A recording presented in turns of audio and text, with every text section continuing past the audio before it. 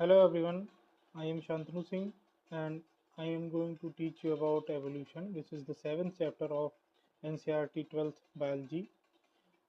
Basically, evolutionary biology ये है study of history of life forms on earth. जो अर्थ पे लाइफ फॉर्म्स अभी प्रेजेंट में उनकी हिस्ट्री की स्टडी को एवोल्यूशनरी बायोलॉजी कहा जाता है। और जो हमारे फ्लोरा और फाना जो कि over the million of years on earth हैं, उसमें जो चेंजेस हुए हैं उसको अंडरस्टैंड करने के लिए हम इसको पढ़ते हैं। और जो ओरिजिन ऑफ लाइफ के कॉन्टेक्स्ट में अगर हम बात करें तो एवोल्यूशन, अर्थ का एवोल्यूशन कैसे हुआ, अर्थ स्टार्स का और इंडीड यूनिवर्स का, पूरे यूनिवर्स का, तो वो भी हम इसमें पढ़ते हैं। और बेसिकली एक story of origin of life और एवोल्यूशन ऑफ लाइफ फॉर्म्स या फिर बायोडाइवर्सिटी ऑन प्लैनेट अर्थ के कॉन्टेक्स्ट में एवोल्यूशन ऑफ अर्थ को हम पढ़ते हैं अगेंस्ट द बैकग्राउंड, जो कि एवोल्यूशन और यूनिवर्स के जो एवोल्यूशन हुआ है उसके बैकग्राउंड को हम जानने की कोशिश करते हैं। और अब हम बात करते हैं ओरिजिन ऑफ लाइफ, जिसका सेकंड पैराग्राफ है। इसमें ऐसा कहा जाता है कि जो हम रात में अपने स्काई में क्लियरली स्टार्स को देख पाते हैं, बेसिकली वो जो लाइट एमिट होती है वहाँ पर स्टार से, वो over the million of years back he emit हो जाती है और trillions of kilometres away travel करके हमारी आंखों तक पहुँचती है। ऐसा मानते हैं कि जो लाइट है वो बहुत ही पहले एमिट हो गई थी स्टार से, उसके बाद हमारी आंखों तक पहुंचती है। इसीलिए ऐसा क्लियरली कहा जाता है कि stellar distances are measured in light years. Stellar मतलब स्टार, जो डिस्टेंसेस हैं उसको, उसकी जो डिस्टेंस है उसको हम लाइट ईयर्स में मेज़र करते हैं। और यह देखा गया है कि जो हमारा जो हम आसपास की चीज़ें अपनी सराउंडिंग में देख पाते हैं तुरंत के तुरंत, वो प्रेजेंट टाइम में होता है। बट जो स्टार्स से लाइट अपनी एमिट होती है, फिर जो हम स्टार्स को देखते हैं वो एज एक तरीके का वो पास्ट होता है। और अब हम बात करते हैं कि ओरिजिन ऑफ लाइफ जो होता है वो यूनिक इवेंट है हिस्ट्री ऑफ यूनिवर्स में। और हमारा यूनिवर्स बहुत वास्ट है। Relatively speaking the earth itself is also only a speck. जब हम इसकी बात करें तो अर्थ जो है एक बेसिकली स्पेक की तरह है। स्पेक मीन्स एक छोटे से कण के बराबर है इस यूनिवर्स में। और यूनिवर्स हमारा जो है काफ़ी पुराना है, almost 20 billion years old. Clusters of galaxies comprise the universe. जो गैलेक्सी के यूज क्लस्टर्स हैं उसी से यूनिवर्स का फॉर्मेशन होता है। और गैलेक्सी में स्टार्स होते हैं, गैसेस ऑफ क्लाउड्स, क्लाउड्स के गैसेस होते हैं, डस्ट होता है। और यूनिवर्स की साइज़ की को अगर हम कंसीडर करें तो भैया अर्थ जो है हमारा एक कण के बराबर है। अब बात करते हैं बिग बैंग थ्योरी। इसमें क्या कहते हैं कि ह्यूज एक्सप्लोजन हुआ उस समय, जो कि थर्मोन्यूक्लियर एक्सप्लोजन था, जिसमें उसके बाद जो है जिस यूनिवर्स एक्सपेंड करता है और उसके बाद टेम्परेचर यहाँ पर डाउन हो जाता है, हाइड्रोजन हीलियम जैसी गैसेस जो है फॉर्म होती हैं कुछ समय बाद। उसके बाद गैसेस कंडेंस्ड होती हैं ग्रेविटेशन के अंडर और गैलेक्सीज का फॉर्मेशन होता है, जो कि आज प्रेजेंट डे यूनिवर्स है। और in the solar system of milky way Galaxy के सोलर सिस्टम में अर्थ को एक यह माना गया है कि 4.5 बिलियन ईयर्स एगो इसका फॉर्मेशन हुआ है। और there was no atmosphere on early earth. ऐसा कोई एटमॉस्फेयर अर्थ पे पहले नहीं था जब अर्थ का फॉर्मेशन हुआ। फिर water vapour, methane, carbon dioxide और अमोनिया गैस का रिलीज होता है फ्रॉम मोल्टेन मास, जो कि सरफेस पे कवर्ड थी। उसके बाद जो सन से यूवी रेज आती हैं वो वाटर को ब्रेक करती है हाइड्रोजन और ऑक्सीजन में, और जो लाइटर ऑक्सीजन हाइड्रोजन होता है वो स्केप कर जाता है। उसके बाद ऑक्सीजन जो है कंबाइन होता है अमोनिया से, मीथेन से, ताकि वाटर और कार्बन डाइऑक्साइड और अदर गैसेस का फॉर्मेशन हो सके। उसके बाद ओजोन लेयर का फॉर्मेशन होता है। जब ये कूल हो जाता है तो वाटर वेपर जो है अपना रेन एज अ रेन जो है अर्थ पर गिरता है, और जो डिप्रेशंस थे वो ओशियन में फॉर्म हो जाते हैं। और लाइफ 500 मिलियन ईयर्स एगो अर्थ पे फॉर्म करती है, almost about 4 billion years back. और ऐसे कुछ थ्योरीज हैं कुछ साइंटिस्ट हैं हमारे जो कि कहते हैं कि अर्थ जो है, अर्थ पर जो लाइफ आई है वो बाहर से आई है, मतलब डिफरेंट प्लेनेट से। उनका अर्ली ग्रीक थिंकर्स का कहना था कि स्पोर्स जो है डिफरेंट प्लेनेट से अर्थ पे ट्रांसफ़र हुए, जो कि पैनस्पर्मिया थ्योरी कहलाती है। और ये अभी भी कुछ एस्ट्रोनॉमर्स का जो है फेवरेट आइडिया है। और उसके बाद कुछ समय बाद जो है ऐसा कहा गया कि लाइफ जो है डिकेइंग और रॉटन मैटर से, जो कि स्ट्रॉ और मड्स के हैं, वहाँ से जो है लाइफ का फॉर्मेशन हुआ, जो कि स्पॉन्टेनियस थ्योरी है। फिर लुइस पास्चर साहब ने एक्सपेरिमेंट डेमोन्स्ट्रेट किया। उन्होंने कहा कि प्री एग्जिस्टिंग लाइफ से जो है लाइफ का फॉर्मेशन हुआ है। उन्होंने बताया कि प्री लास्ट थे, उसमें life from killed east life जो है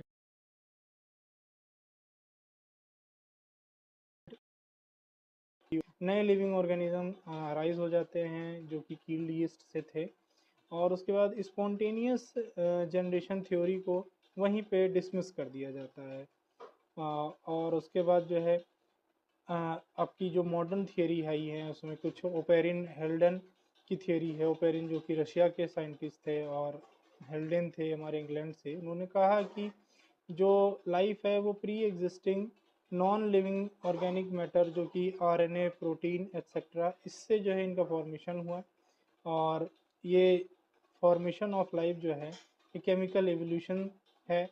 और basically formation of diverse organic molecule ये ऑर्गेनिक कॉन्स्टिट्यूएंट से हुआ है।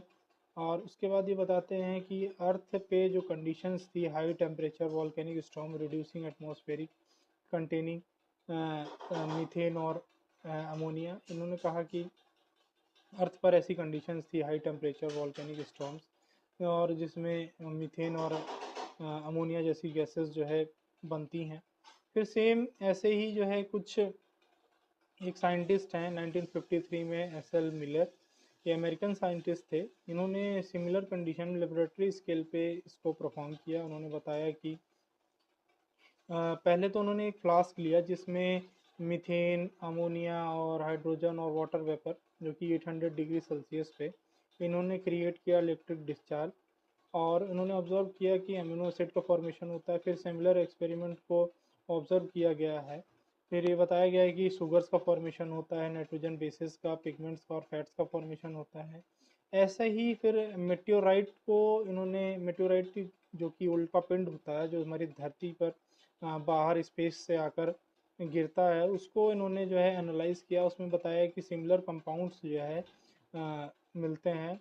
और इसी लिमिटेड एविडेंस के आधार पर यही स्टोरी है कि केमिकल एवोल्यूशन जो होता है हमारा वो मोर और लेस एक्सेप्टेड है।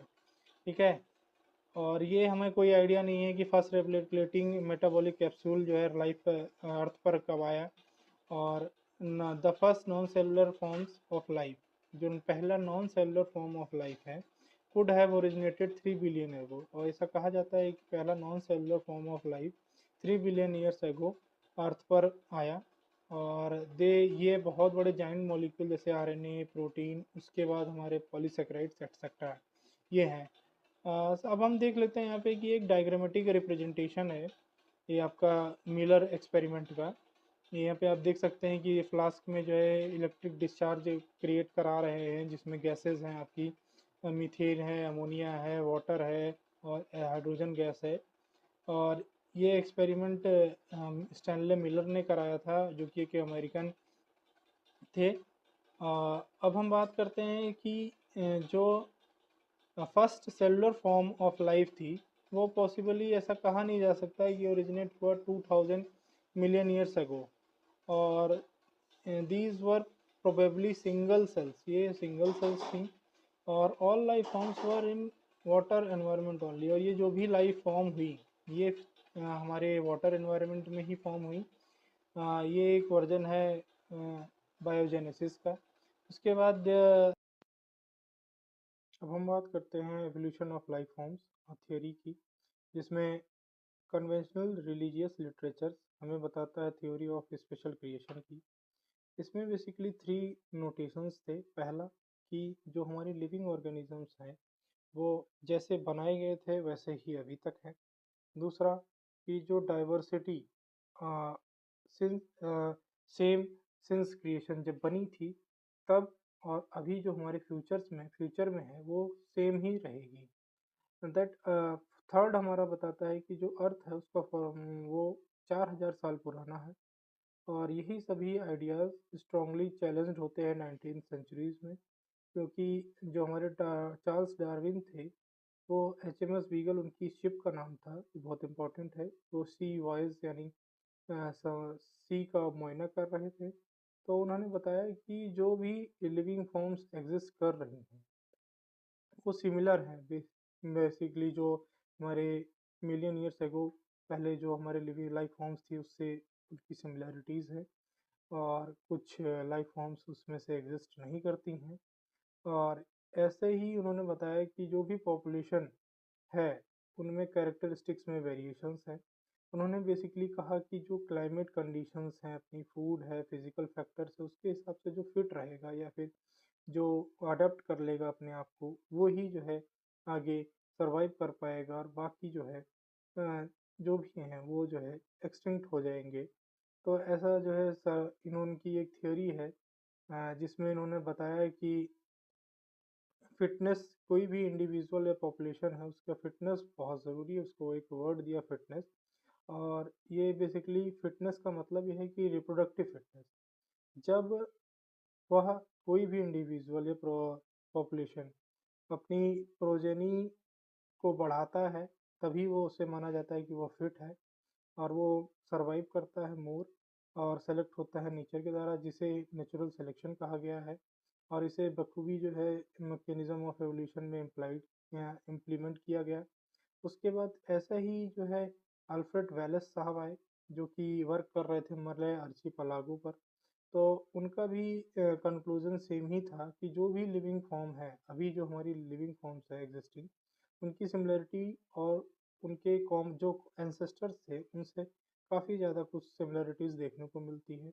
दीज एंसेस्टर्स, ये सारे जो एंसेस्टर्स थे ये different period in the history of earth पाए जाते थे, जैसे इपॉक्स या फिर पीरियड्स या एराज में इसको कहा गया है, बताया गया है। जियोलॉजिकल हिस्ट्री की जब हम बात करते हैं अर्थ पर तो बेसिकली कोल रिलेट करता है बायोलॉजिकल हिस्ट्री ऑफ अर्थ और कॉमन परमिसिबल कंक्लूजन की बात करते हैं अर्थ पर तो वो बहुत पुराना है।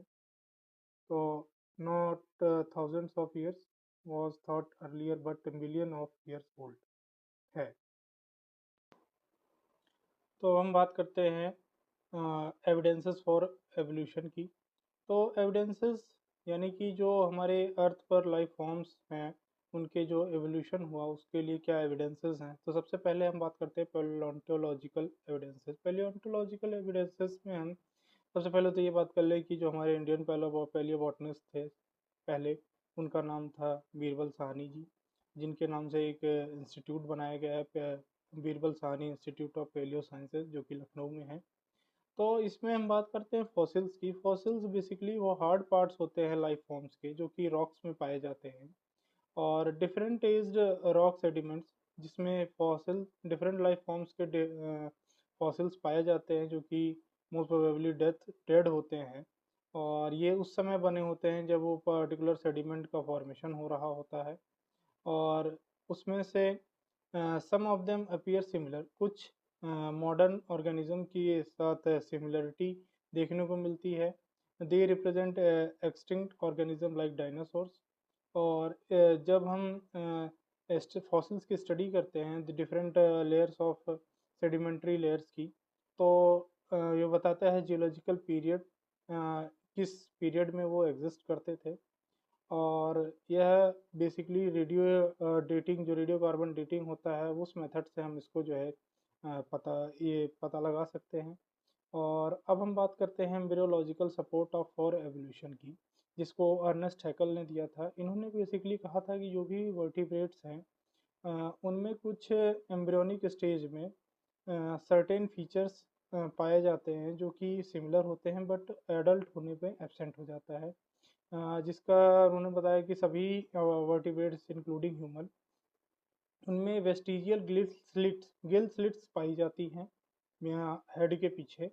बट फंक्शनल ऑर्गन होता है सिर्फ वो फिश में, और वो के एडल्ट वर्टिब्रेट्स में नहीं पाया जाता है। बट इस थ्योरी को जो है कार्ल अर्नेस्ट वॉन बेयर ने डिस्प्रूव कर दिया था, कि उन्होंने कहा था कि एम्ब्रियोज कभी भी जो है एडल्ट स्टेज तक अदर एनिमल्स में नहीं पास होते हैं, जिस वजह से इन्होंने डिस्प्रूव कर दिया इस थ्योरी के।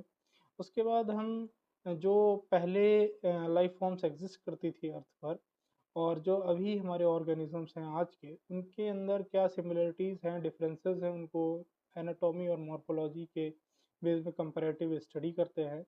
और यहाँ पर हम देख सकते हैं डायनासोर की बेसिकली फ्री फैमिली ट्री को, जो कि आज बताता है कि उनके आज के काउंटर पार्ट ऑर्गेनिज्म जैसे क्रोकोडाइल है, बर्ड है, वो आज के काउंटर पार्ट ऑर्गेनिज्म हैं उनके। तो अब हम बात करते हैं सबसे पहले कि सिमिलरिटी और उसमें क्या डिफरेंसेस हैं एनिमल्स में आज के। सबसे पहले हम बात करते हैं होमोलॉगस ऑर्गन्स की, या फिर उनके जो फेनोमेनन है उसको होमोलॉगी कहते हैं। तो इसमें बेसिकली बताया गया है कि उनके फंडामेंटल स्ट्रक्चर्स या फिर एनाटॉमिकल स्ट्रक्चर्स जो है वो सिमिलर होते थे, बट उनका फंक्शन डिसिमिलर यानी डिफरेंट होता था। तो इसमें सबसे पहला एग्जांपल है आपका वेल्स, बैट्स, चीता, ह्यूमन। इनमें जो फोर लिम्ब बोन का जो पैटर्न है वो सिमिलर है, but they perform different function in these animals, और they have similar anatomical structure. इनमें एनाटॉमिकल स्ट्रक्चर तो सिमिलर है, बट इनके जो फंक्शंस हैं फोर लिम्स के वो परफॉर्म करने के, वो डिफरेंट डिफरेंट हैं, डिफरेंट है हर एनिमल्स में।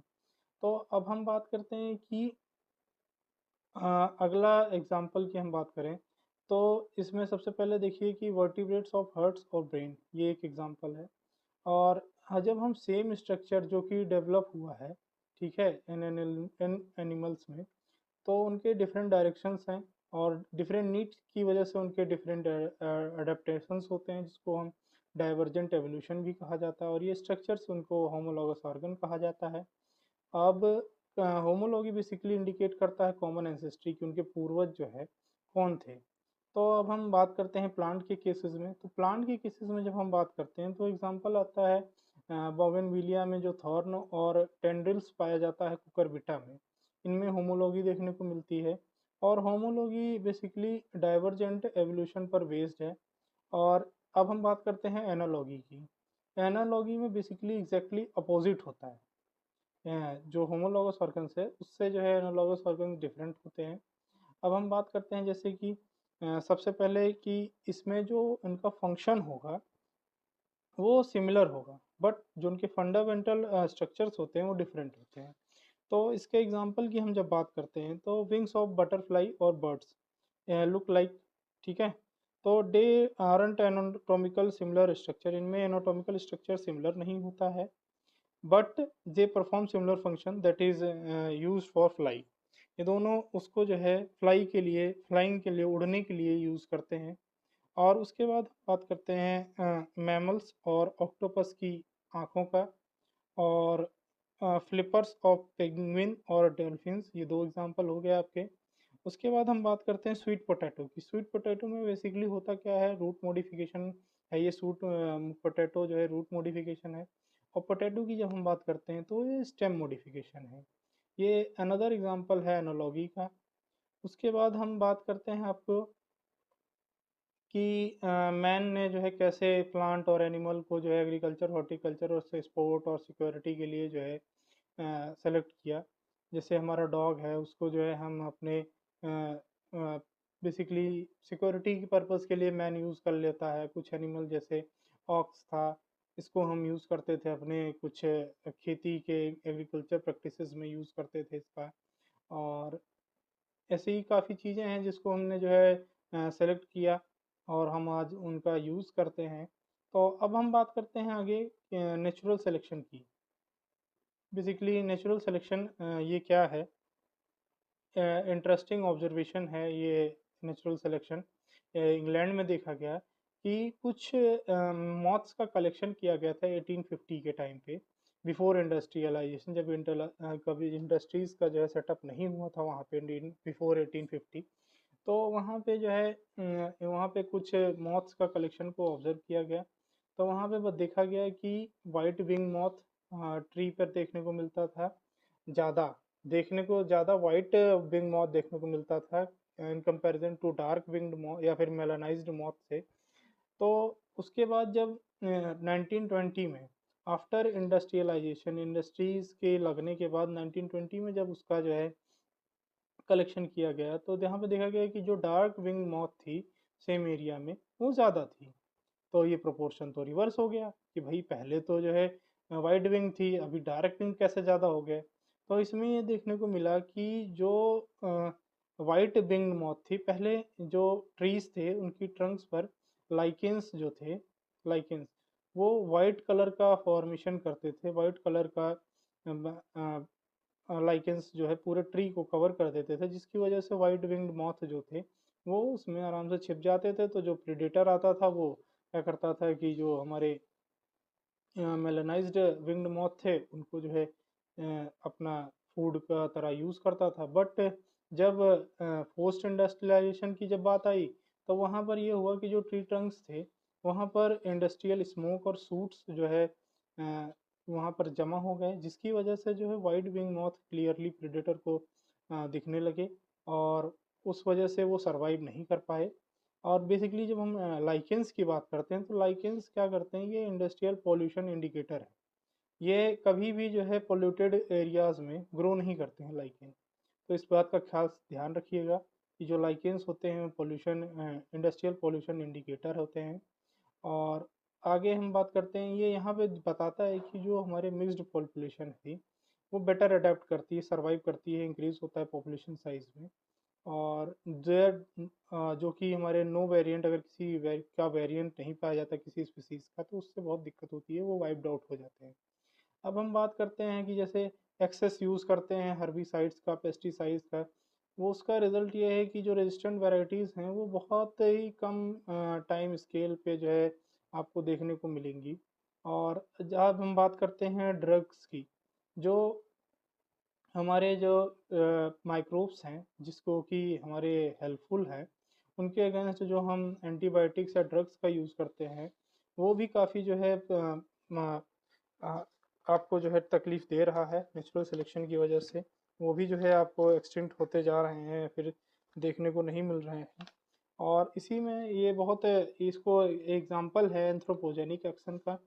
और अब हम बात करते हैं कि जैसे जो ये stochastic process based on the chance events in nature and chance mutation in the organism. Stochastic process की जब हम बात करते हैं तो बेसिकली ये रैंडम है, ठीक है। स्टोकास्टिक प्रोसेस क्या है, स्पॉन्टेनियस प्रोसेस है जो नेचर में चांस इवेंट्स पे बेस्ड होता है, या फिर जो म्यूटेशन है, म्यूटेशन का काम ही यही है कि जब बताया कि रैंडम या सडन चेंजेस जो ऑर्गेनिज्म में होते हैं, तो ये स्टोकास्टिक प्रोसेस है। अब हम बात करते हैं अब हम बात करते हैं अडेप्टिव रेडिएशन की। तो बेसिकली इसमें देखा गया है कि जो डार्विन थे, उनकी अपनी जर्नी के दौरान वो गैलापागोस आइलैंड पर जाते हैं और वो ऑब्जर्व करते हैं अमेजिंग डाइवर्सिटी ऑफ क्रीचर्स को। और उसके बाद वो बताते हैं उनके अपने इंटरेस्ट के हिसाब से कि जो स्मॉल ब्लैक बर्ड्स थी, जिसको बाद में डार्विन फिंचेस कहा गया, उसको देखकर वो बहुत ही अमेज हुए। उन्होंने बताया कि डार्विन जो वहाँ पे वो फिंचेस थी उनकी वैरायटी स्मॉल आइलैंड पर बहुत ज़्यादा थी। और उसको देखकर उन्होंने बताया कि जो ओरिजिनल सीड ईटिंग फीचर्स था, मेनी ऑफ देम, वो उनमें अल्टर्ड बीक जो है अराइज हो जाता है, क्योंकि वो सीड ईट करते थे। और ये बताता है कि वो इंसेक्टिवोरस से वेजिटेरियन फिंचेस बन जाते हैं। और ये प्रोसेस ऑफ एवोल्यूशन जो कि डिफरेंट स्पीसीज में पाया जाता है किसी गिवन जियोग्राफिकल एरिया में, वो स्टार्ट करता है बेसिकली एक पॉइंट से और रेडिएट कर जाता है जियोग्राफिकली हैबिटेट्स या फिर एरिया ऑफ ज्योग्राफी, जो कि हैबिटेट्स बोला जाता है अपने हैबिटेट्स के अकॉर्डिंग। जिस इस पूरी प्रोसेस को अडेप्टिव रेडिएशन कहते हैं। इसमें बेसिकली किसी एक पॉइंट से कोई भी प्रोसेस ऑफ एवोल्यूशन स्टार्ट करता है और रेडिएट कर जाता है अपने जोग्राफिकल एरिया तक। और उसके बाद हम बात करते हैं कि एक एग्जांपल है डार्विन फिंचेस, ये बहुत ही बेस्ट एग्जांपल है इस फिनोमेनन का। उसके बाद ऑस्ट्रेलियन मार्supials की जब हम बात करते हैं, ये अगला एग्जांपल है। इसमें क्या होता है कि एक ऑस्ट्रेलिया में ही इनका जो हमारे मार्supial प्लेसेंटल मार्supial हैं और ऑस्ट्रेलियन मार्supial, इनका एंसेस्ट्रल स्टॉक एक ही जगह था। उसके बाद ये वहाँ से जो है डिफरेंट कॉन्टिनेंट्स में जो है आइसोलेट हुए, मतलब वहाँ पर वो रेडिएट हुए, वहाँ पर वो पहुँचे। उसके बाद उनमें आप देख सकते हैं कि जो प्लेसेंटल मैमल्स होते हैं, आपस में उन लोगों को जो है डाइवर्जेंट आप देख सकते हैं कि डाइवर्जेंट एवोल्यूशन होता है। और जो उसके बाद प्लेसेंटल मैमल्स से ऑस्ट्रेलियन मैमल्स की बात करें तो उनमें कन्वर्जेंट एवोल्यूशन देखने को मिलता है आपस में। जैसे प्लेसेंटल मैमल्स में मोल है, आंटीटर है, तो इसमें आप देखोगे तो डाइवर्जेंट एवोल्यूशन की बात होती है। बट अगर आप इन दोनों में प्लेसेंटल मैमल्स और ऑस्ट्रेलियन मार्supials की जब हम बात करते हैं तो इनमें कन्वर्जेंट एवोल्यूशन देखने को मिलता है। और बेसिकली प्लेसेंटल मैमल्स जो ऑस्ट्रेलिया में हैं एग्जिबिट करते हैं, वो अडेप्टिव रेडिएशन को बहुत ही बखूबी बताते हैं और इवॉल्व करते हैं, बताते हैं कि जो है प्लेसेंटल मैमल्स में कैसे उनकी जो स्ट्रक्चर उनसे जो सिमिलरिटीज़ हैं वो कैसे मिलती हैं। और इसका एग्जांपल है प्लेसेंटल वुल्फ और तस्मानियन वुल्फ की हम बात करें तो आपस में ये कन्वर्जेंट एवोल्यूशन की बात करते हैं। ठीक है, प्लेसेंटल मैमल्स और ऑस्ट्रेलियन मार्supials में कन्वर्जेंट एवोल्यूशन होता है। अब हम आगे बात करते हैं बायोलॉजिकल एवोल्यूशन की। तो यहाँ पे जैसे कि डार्विन ने बताया था अपनी थियरी में कि एवोल्यूशन जो है नेचुरल सिलेक्शन है, तो वहीं पे फिर बात करते हैं कुछ एग्जांपल्स की माइक्रोब्स को लेकर। तो उन्होंने क्या किया कि कुछ बैक्टीरियल कॉलोनी को एक ए ग्रुप में रखा, जिसमें कुछ मीडियम दिया और उसको ग्रो होने दिया। और उसके बाद फिर कुछ ग्रुप्स को जो है कुछ कॉलोनी ऑफ बैक्टीरिया को ग्रुप बी में रखा गया और उसको कुछ नई कंडीशंस दिया गया है नए मीडिया कॉम्पोजिशन के हिसाब से। तो उसमें बाद में देखने को मिला कि जो पॉपुलेशन है वो ग्रो कर रही है, उसमें कुछ नई स्पीसीज अपीयर करती है।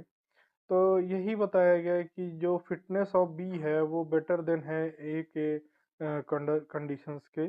तो नेचर जो है सेलेक्ट करता है फिटनेस को। और one must remember that so called fitness is based on characteristics which are inherited. तो जो फिटनेस की बात डार्विन ने कहा था तो उन्होंने बताया था कि कैरेक्टरिस्टिक्स पर बेस्ड है जो कि इनहेरिट होती है। और इनहेरिटेड जो हमारे इनहेरिटेंस है वो अडेप्टिव एबिलिटी है जेनेटिक बेसिस पर। तो fitness basically end of the result ये एबिलिटी होती है अडेप्ट करना और गेट सेलेक्टेड बाय नेचर। इसी में बात करते हैं, दो की कॉन्सेप्ट की बात की थी डार्विनियन थ्योरी ऑफ एवोल्यूशन में, दैट ब्रांचिंग डिसेंट और नेचुरल सिलेक्शन की। उसके बाद जब हम डार्विन से भी पहले की बात करते तो फ्रेंच नेचुरलिस्ट थे लेमार्क। वो बताते थे कि जो use and disuse of organ की बात करते थे। यूज एंड डिसयूज ऑर्गन में इन्होंने बताया कि जैसे पहले जिराफ थे, उनकी जो नेक की लेंथ थी वो कम होती थी। और जब उनको वो टॉल ट्रीज पर लीव्स को ग्रेज करते थे तो अपनी गर्दन को उचकाते थे। तो जिसकी वजह से जो नई जनरेशन आई उसमें जो है इलोंगेटेड नेक्स देखने को मिले जनरेशन बाय जनरेशन जिराफ में। तो ये बताया गया है कि ये एक्वायर्ड लॉन्ग नेक जो है ओवर द इयर्स जो हम देख रहे हैं पहले जीरा इस समय जिराफ में, ये धीरे धीरे इस वजह से हुआ। बाद में इसको जो है डिस्प्रूव कर दिया गया। और यही कहा जाता है कि जो story of life on earth है एवोल्यूशन की, वो बेसिकली एक नेचुरल सिलेक्शन की प्रोसेस के द्वारा हुआ है, ऐसा लोग मानते हैं डार्विन की थ्योरी को। और उसी को जो है उसी से इन्फ्लुएंस होकर थॉमस मेल्थस ने पॉपुलेशन पर कुछ वर्क किया। और उन्होंने बताया कि कुछ फैक्ट्स बताए अपने ऑब्जर्वेशन के अकॉर्डिंग कि जो नेचुरल रिसोर्सेज हैं वो लिमिटेड है, पॉपुलेशन का साइज जो है वो स्टेबल है, बट सीजनल फ्लक्चुएशंस देखने को मिलती है। जो पॉपुलेशन है उसमें कैरेक्टरिस्टिक्स वेरी करती है। और सुपरफिशियली तो वो सेम है, बट उनमें जो है जो दो इंडिविजुअल हैं वो कुछ ना कुछ उनमें डिफरेंसेस देखने को मिलता है, वेरिएशंस देखने को मिलते हैं। और उसके बाद उन्होंने बताया कि जो भी फिट है वो रिप्रोड्यूस करेगा ज़्यादा से ज़्यादा, सर्वाइव वही सर्वाइव करता है। तो जैसे ही एग्जांपल हमने दिया था बैक्टीरियल पॉपुलेशन का, तो उसमें देखा था हमने कि सोर्सेज जो है, रिसोर्सेज लिमिटेड थी और कंपटीशन हाई था, जिसकी वजह से जो बेटर अडेप्ट कर पाया वही जो है ग्रो किया। और उसके बाद ये हम बात करते हैं कि जो डार्विन थी, उन्होंने एक ब्रिलियंट और नॉवेल्टी जैसी, मतलब एक बहुत अच्छा काम किया। इसमें इन्होंने बहुत अच्छे से समझाया कि वेरिएशंस और हेरिडिटी के बेसिस पे, या फिर जो बेटर फिट है वही जो है आगे रिप्रोड्यूस करेगा और ज़्यादा से ज़्यादा प्रोजेनी देगा। और यही पीरियड ऑफ टाइम की बात करें तो जो है over the many generations survive will leave more progeny और there would be a change in population characteristics. जो भी प्रोजेनी ज़्यादा देगा और उसमें जो है पॉपुलेशन कैरेक्टरिस्टिक्स में चेंजेस देखने को मिलेंगे और नई लाइफ फॉर्म्स जो है अराइज होंगे। तो अब हम बात करते हैं मैकेनिज्म ऑफ एवोल्यूशन की, जिसको म्यूटेशन थ्योरी भी कहा गया है। म्यूटेशन बेसिकली रैंडम, सडन और डिस्टर्ब डिसकंटिन्यूअस प्रोसेस है। वो चांस ऑफ इवेंट्स पर बेस्ड होता है, जो कि डायरेक्शनलेस या फिर नॉन डायरेक्शनल होता है। तो यहाँ पर ये थ्योरी सबसे पहले ह्यूगो डेवरीज ने प्रपोज की थी। इन्होंने वर्क किया था इवनिंग प्राइमरोज पर, जिसको इनोथेरा लेमार्कियाना भी कहा जाता है।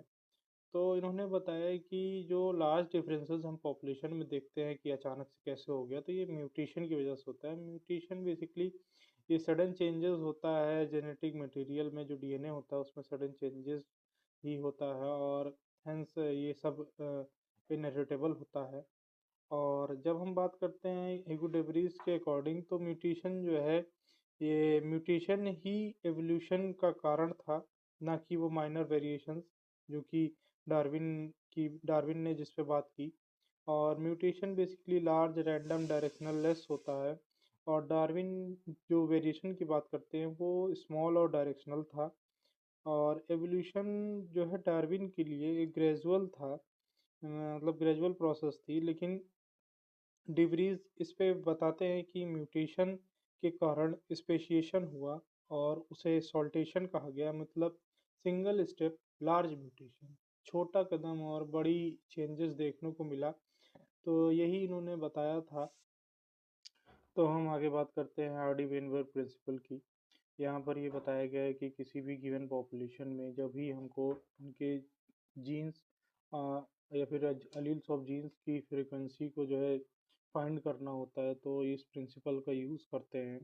जो भी फ्रीक्वेंसी होती है वो फिक्स्ड रहती है, सेम रहती है थ्रू द जनरेशन।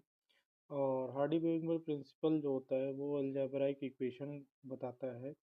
ये प्रिंसिपल कहता है कि जो भी अलील फ्रीक्वेंसी है पॉपुलेशन की, वो स्टेबल है, कांस्टेंट है जनरेशन टू जनरेशन। और जीन पॉपुलेशन, जो टोटल जीन्स हैं उनके उनके एलील्स हैं, उसको जीन पॉपुलेशन कहा गया है, और वो रिमेंस कांस्टेंट होते हैं। और इसे ही जेनेटिक इक्विलिब्रियम की बात की गई है यहाँ पर। यही जेनेटिक इक्विलिब्रियम है। और एलिलिक फ्रीक्वेंसी का जो सम टोटल होता है वो 1 होता है। जैसे P plus q is equals to 1। P क्या है, बेसिकली डोमिनेंट एलील की फ्रीक्वेंसी है, और जो Q है वो फ्रीक्वेंसी ऑफ रेसेसिव एलील है। तो इसको basically binomial expansion of this equation is P square plus 2PQ plus Q square. मतलब ये जो इक्वेशन यहाँ पर दी गई है, ये उसका बाइनोमियल एक्सपेंशन है इक्वेशन का। तो जिसमें पी स्क्वायर क्या है, frequency of individuals with genotype A, जो डोमिनेंट जीनोटाइप का फ्रीक्वेंसी ऑफ इंडिविजुअल है वो पी स्क्वायर है। क्यू स्क्वायर की बात की गई तो रिसेसिव जीनोटाइप जो थे उसके फ्रीक्वेंसी ऑफ इंडिविजुअल दे रखा है 2PQ। ये क्या है, frequency of individual with genotype capital A small A. तो ये यहाँ पर बताया गया है। और उसके बाद यहाँ पर कहा गया है कि जब भी फ्रीक्वेंसी मेज़र करते हैं हम, तो इसमें जो एक्सपेक्टेड वैल्यू होती है वो डिफ़र करती है, जिसका डिफरेंस मतलब जो कि बताता है कि एवोल्यूशनरी चेंजेस क्या हुए थे। और जो जेनेटिक इक्विलिब्रियम में जो डिस्टरबेंस है, या फिर हार्डी वेनबर्ग इक्विलिब्रियम में, ये बताता है कि change of frequency of alleles, alleles की फ्रीक्वेंसी में क्या चेंजेस थे इन पॉपुलेशन, और यही जो है एवोल्यूशन का कारण था। तो 5 फैक्टर्स हैं जो कि अफेक्ट करता है हार्डी-वेनबर्ग इक्विलिब्रियम को। ये क्या है? पहला तो जीन माइग्रेशन या जीन फ्लो कहते हैं, जेनेटिक ड्रिफ्ट, म्यूटेशन और genetic recombination and natural selection. तो जब हम बात करते हैं आपके जीन माइग्रेशन की, तो इसमें क्या होता है कि किसी पॉपुलेशन के सेक्शन से एक प्लेस से दूसरे पॉपुलेशन में जो भी माइग्रेशन होता है और जो जीन फ्रीक्वेंसी का जो चेंज होता है ओरिजिनल से नई पॉपुलेशन में, और जो नई जीन एलील ऐड होती है नई पॉपुलेशन में जो कि पहले कहीं छूट गई थी या खो गई थी या फिर नहीं थी आपकी पुरानी जनरेशन में, तो ये जीन माइग्रेशन होता है। और there would be a gene flow if this gene migration happen multiple time. तो ये जीन माइग्रेशन है, ये मल्टीपल टाइम होता है किसी भी पॉपुलेशन में। अब हम बात करते हैं जेनेटिक ड्रिफ्ट की, जिसको सीवाल राइट इफेक्ट भी कहा गया है, कि कभी जीन फ्रीक्वेंसी में चेंज हो, कभी बाय चांस किसी जीन फ्रीक्वेंसी में कोई चेंज हो, तो जिसे जेनेटिक ड्रिफ्ट कहा गया है। रैंडम चेंज ऑफ जीन या फिर एलीलिक फ्रीक्वेंसी किसी पॉपुलेशन में by chance, that is genetic drift. मतलब बाय चांस किसी भी एलीलिक फ्रीक्वेंसी या जीन फ्रीक्वेंसी पॉपुलेशन के वो रैंडम चेंज हो तो उसे जेनेटिक ड्रिफ्ट कहा गया है। ये बेसिकली स्मॉल पॉपुलेशन में ऑपरेट करता है, और इसमें ये कहा गया है कि हैबिटेट फ्रेगमेंटेशन के कारण, आइसोलेशन या फिर नेचुरल क्लैमिटीज या फिर किसी एपिडेमिक के कारण ऐसा होता है। इसमें बात की गई है फाउंडर इफेक्ट की। फाउंडर इफेक्ट बेसिकली क्या है कि जब originally drifted population becomes founder, मतलब कोई भी ओरिजिनली ड्रिफ्टेड पॉपुलेशन वो फाउंडर बन जाती है, तो उसे फाउंडर इफेक्ट कहते हैं। अब यहाँ पर बात करते हैं म्यूटेशन की। म्यूटेशन क्या है? वही जो अभी हमने बात की थी कि डिसकंटिन्यूअस सोर्स ऑफ वेरिएशन, किसी भी वेरिएशन का जो डिसकंटिन्यूअस सोर्स होता है उसे म्यूटेशन कहते हैं। और जीन रिकॉम्बिनेशन की बात है तो मतलब किसी भी जीन में जो नई कॉम्बिनेशन आती है, which are use cost which are usually caused by the crossing over during gametogenesis, की gametogenesis के दौरान क्रॉसिंग ओवर के द्वारा जो भी चेंजेस आए, नई कॉम्बिनेशन बनी जीन्स की, वो जीन रिकॉम्बिनेशन है। और इसके बाद हम बात करते हैं नेचुरल सिलेक्शन की। तो नेचुरल सिलेक्शन की जैसे हमने पहले भी बताया है कि ऐसा प्रोसेस है हेरिडिटी और वेरिएशन का, जो कि बताता है कि सर्वाइवल होता है। क्यों? क्योंकि रिप्रोड्यूस जो रिप्रोड्यूस करेगा वही सर्वाइव करेगा बेटर, नई ग्रेटर नंबर ऑफ प्रोजेनी को जो है देगा। और इसके बाद हम बात करते हैं आपके कि जो नेचुरल सेलेक्शन है वो स्टेबलाइजेशन को लीड करता है, डायरेक्शनल चेंज को बताता है और डिसरप्शन को बताता है। तो आप यहाँ पर देख सकते हैं ऊपर ये एक ग्राफ दिया हुआ है, जिसमें ये बताया गया है सबसे पहले कि जो ए नंबर है, ये जो पीक पर आप देख रहे हैं, ये स्टेबलाइजेशन को बताता है कि जो मोर इंडिविजुअल जो है, बहुत सारे इंडिविजुअल एक्वायर करते हैं मीन कैरेक्टर वैल्यू को। तो जब मीन कैरेक्टर वैल्यू को एक्वायर कर लेते हैं बहुत सारे इंडिविजुअल, तो इस तरीके का ग्राफ आपको देखने को मिलेगा। जब डायरेक्शनल चेंज की बात की गई कि जो बहुत सारे इंडिविजुअल वैल्यू को जो है वैल्यू को एक्वायर करते हैं ना कि मीन कैरेक्टर वैल्यू को, तो ये डायरेक्शनल चेंज को बताता है बी वाले ग्राफ में। और जब थर्ड की बात की गई सी पार्ट की, तो इसमें आप देख सकते हैं डिसरप्शन की बात की गई है कि बहुत सारे इंडिविजुअल पेरिफेरल कैरेक्टर वैल्यू को एक्वायर करते हैं दोनों एंड पे, जो कि डिस्ट्रीब्यूटिव कर्व को आप देख सकते हैं कि दोनों एंड पे बेसिकली पेरिफेरल कैरेक्टर वैल्यू को जो है एक्वायर किया गया है। तो यहाँ पर ये ग्राफ आप लोग देख सकते हैं कि एग्जाम में कभी भी पूछा जा सकता है। तो अब हम बात करते हैं ब्रीफ अकाउंट ऑफ एवोल्यूशन की। जैसे कि हमारी पहले भी बात हो चुकी है कि अर्थ पर जो first cellular life form appeared हुई थी वो 2000 मिलियन ईयर्स अगो हुई थी। अब हम बात करते हैं कि जो 500 मिलियन ईयर्स अगो इन्वर्टिब्रेट्स जो हमारे धरती पर फॉर्म हुए और एक्टिव हुए, जिसमें जॉलेस फिशेस थी, प्रोबेबली इवॉल्व हुई थी अराउंड 350 मिलियन ईयर्स अगो। फिर सीवीड्स और फ्यू प्लांट्स एग्जिस्ट करते हैं most probably 320 million years ago. और हमने पहले ही बताया है कि first organism that invaded land were plant. जो पहला ऑर्गेनिज्म इन्वेड किया था लैंड पर वो प्लांट था। They were wide spread on land when animal invaded land. जब एनिमल्स इन्वेड करते हैं लैंड पर, उससे पहले ही जो है वाइड स्प्रेड जो है प्लांट जो है लैंड पर इन्वेड कर चुके थे। और हम बात करते हैं कि फिशेस जिनमें स्टाउट थी, तो स्टाउट के साथ जो फिशेस थी वो स्ट्रॉन्ग फिन्स के साथ वो लैंड पर आती हैं और फिर उसके बाद वाटर में ही चली जाती हैं। ये ऐसा हुआ था 350 मिलियन ईयर्स अगो। और अब हम बात करते हैं कि इन 1938 एक फिश पाई जाती है साउथ अफ्रीका में, जिसको हम सीलोकैंथ कहते हैं, which was thought to be extinct. जैसा माना जाता है कि वो एक्सटिंक्ट हो चुकी है। और इन एनिमल्स को लो फिन्स कहा जाता है, जो कि इवॉल्व हुए थे into first amphibian that lived on both land and water. ये फर्स्ट एम्फीबियन जो कि लैंड और वाटर में रहते हैं उसमें इवॉल्व हुए थे। इनमें इनका कोई भी स्पेसिमेन बचा नहीं है। और इनके जो मॉडर्न डे एंसेस्टर हैं, मॉडर्न डे फ्रॉक्स और सैलमेंडर्स हैं, उनके एंसेस्टर कहा जाता है इनको। The amphibian evolve into reptiles. और जो रेप्टाइल्स से जो एम्फीबियन इवॉल्व हुए हैं, दे ले थिक शेल्ड एग। और वो उनमें जो अंडे का जो शेल होता है वो काफ़ी थिक होता है, और जो कि सन में जो है ड्राई नहीं होता है, जैसे कि हमारे जो सीलोकैंथ या फिर लोफिन से जो अडेप्ट होकर या फिर एम्फीबियंस का जो है एंसेस्टर जो कि हमारे लोफिन्स हैं, उनके जो एग है उनमें उनसे ये डिफरेंट है। और ये बेसिकली मॉडर्न डे डिसेंडेंट्स जो इनके पाए जाते हैं वो टर्टल, टॉर्टोइज और क्रोकोडाइल है। अब हम बात करते हैं कि नेक्स्ट 200 मिलियन ईयर्स अगो में reptiles of different shapes and sizes ये डोमिनेट करते हैं अर्थ पर। ठीक है, ये डोमिनेट करते हैं अर्थ पर। अब हम बात करते हैं कि जाइंट फर्न जो कि टेरिडोफाइट्स हैं were present, but they all fail to form coal deposit today. मतलब जाइंट फर्न्स जिनको टेरिडोफाइट्स बोलते हैं वो अ, गिर जाते हैं और फिर जो है कोल्ड डिपॉजिट्स में इनका जो है देखने को मिलता है अभी अपने आप को। और some of these land reptiles went back into water to evolve into fish-like reptiles, probably 200 million years ago.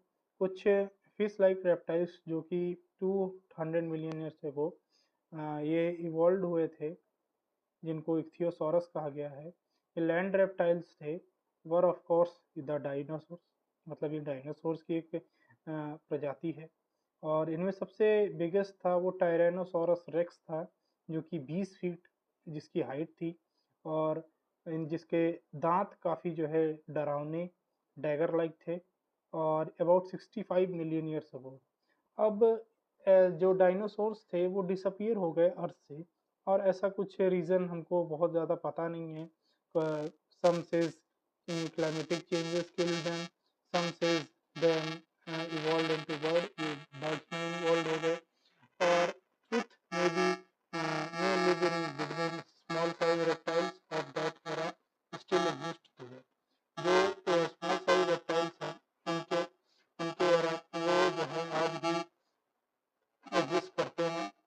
और अब हम बात करते हैं कि सबसे पहला जो मैमल है वो श्रिम्प था। उनके फॉसिल्स काफ़ी स्मॉल थे। और मैमल्स पर विविपारस और ये अपने यंग वंस को जो इनके अंदर रहते हैं अनबॉर्न यंग वंस की बात कर रहा हूँ उनकी, तो वो मदर की बॉडी में उसको काफ़ी प्रोटेक्ट करते हैं। Mammal were more intelligent in sensing and avoiding danger in at least. जो खतरे को सेंस करना और अवॉइड करना मैमल काफ़ी इंटेलिजेंट है।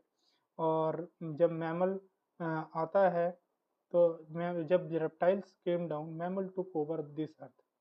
जब रेप्टाइल्स आते हैं तब मैमल्स इस अर्थ को टेक ओवर कर लेते हैं।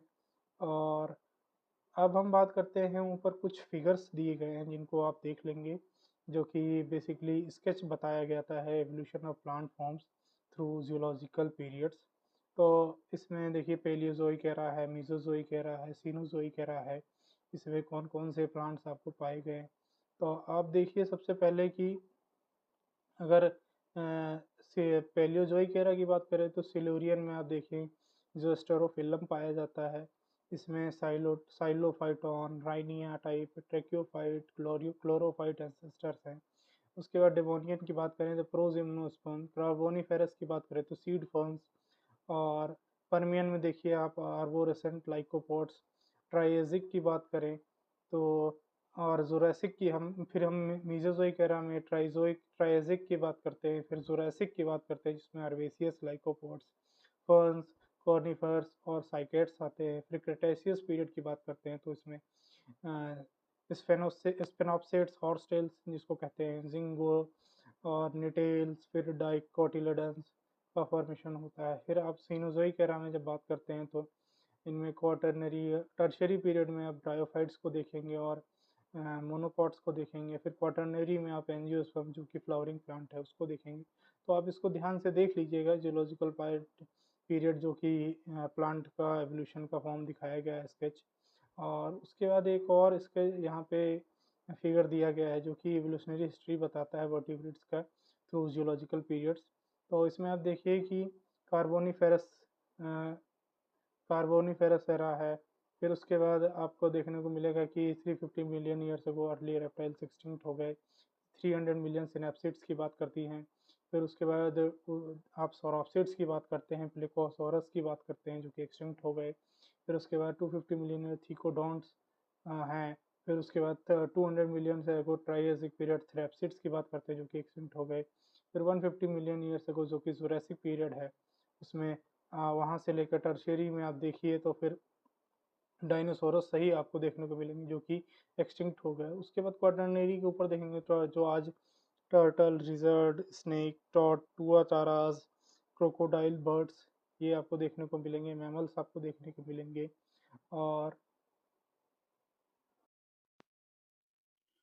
अब हम बात करते हैं origin and evolution of man की। तो सबसे पहले बात करते हैं कि 15 मिलियन ईयर्स अगो प्राइमेट्स, जिनको ड्रायोपिथेकस और रामापिथेकस कहा था, वो एग्जिस्ट करते थे। वो उनके शरीर पर बाल देखने को मिलता था और वो गोरिल्ला और चिंपैंजी जैसी उनकी वॉक थी। और रामापिथेकस बेसिकली वो मोर मैन लाइक था। ड्रायोपिथेकस जो था वो मोर एप लाइक था। और कुछ फॉसिल्स बताते हैं कि मैन लाइक बोन्स डिस्कवर किए गए थे इथियोपिया और तंजानिया से। और दीज रिवील्ड होमिनिड फीचर्स, ये बताते हैं कि 3 to 4 मिलियन ईयर्स एगो ये होंगे। और man like primates walked in eastern Africa, मतलब ईस्टर्न अफ्रीका में बेसिकली ये पाए जाते थे। और इन ये बेसिकली 4 फीट से ज़्यादा लंबे नहीं होते थे बट सीधा चलते थे। और उसके बाद 2 मिलियन ईयर्स एगो ऑस्ट्रेलोपिथेकस जो कि ईस्टर्न अफ्रीका के ग्रासलैंड में था रहता था, वो उसका पता चला। एविडेंस बताते हैं कि वो पत्थर से जो है हंटिंग करता था और बेसिकली ईट ईट करता था, फ्रूट खाता था। और some of bones among the bones discovered were different, कुछ बोन्स उसमें जो मिली वो डिफरेंट थी। वो क्रिएचर बेसिकली ह्यूमन लाइक था जिसे होमो हैबिलिस कहा गया। और उसकी ब्रेन की क्रेनियल कैपेसिटी जो थी 650 से 800 सीसी थी। They probably did not eat meat, वो मीट नहीं खाते थे। और को फॉसिल मिला जावा में डिस्कवर हुआ 1891 में। और इसके नेक्स्ट स्टेज का रिवोल्यूशन होता है जिसे होमो इरेक्टस कहते हैं, अबाउट 1.5 मिलियन ईयर्स अगो। इनका जो ब्रेन साइज था वो 900 सीसी था। और होमो इरेक्टस प्रोबेबली मीट खाते थे। द निएंडरथल की हम बात करते हैं अब। जो निएंडरथल मैन थे वो उनकी ब्रेन की साइज जो थी 1400 सीसी थी। वो ईस्टर्न और सेंट्रल एशिया में पाए जाते थे between 1 lakh to 40,000 years back. They used hide to protect अपनी बॉडी को छुपा कर रखते थे और मरने के बाद दफन कर दिया जाता था। होमो सैपियंस अफ्रीका में पाए गए, मूव्ड अक्रॉस द कॉन्टिनेंट, सभी कॉन्टिनेंट्स में गए, डिस्टिंक्ट रेसेस में डेवलप हुए। और आइस एज की जब हम बात करते हैं तो 75,000 से 10,000 साल पहले मॉडर्न होमो सैपियंस का राइज हुआ। प्री हिस्टोरिक केवाइट की हम बात करते हैं तो 18,000 साल पहले प्री हिस्टोरिक केवाइट डेवलप हुई। वैसे कि कुछ केव पेंटिंग्स जो कि प्री हिस्टोरिक ह्यूमंस के द्वारा बनाई गई, वो उसको हम भूमध्य का रॉक सेंटर जो रेजन डिस्ट्रिक्ट में है मध्य प्रदेश में हम देख सकते हैं। एग्रीकल्चर बेसिकली 10,000 साल पहले आया, ह्यूमन सेटलमेंट स्टार्ट हुआ और उसके बाद हम ह्यूमन की ग्रोथ की हिस्ट्री और उसके सिविलाइजेशन के डिक्लाइन को भी देख सकते हैं। और यहाँ पर हमारा ये चैप्टर ख़त्म होता है। Thank you.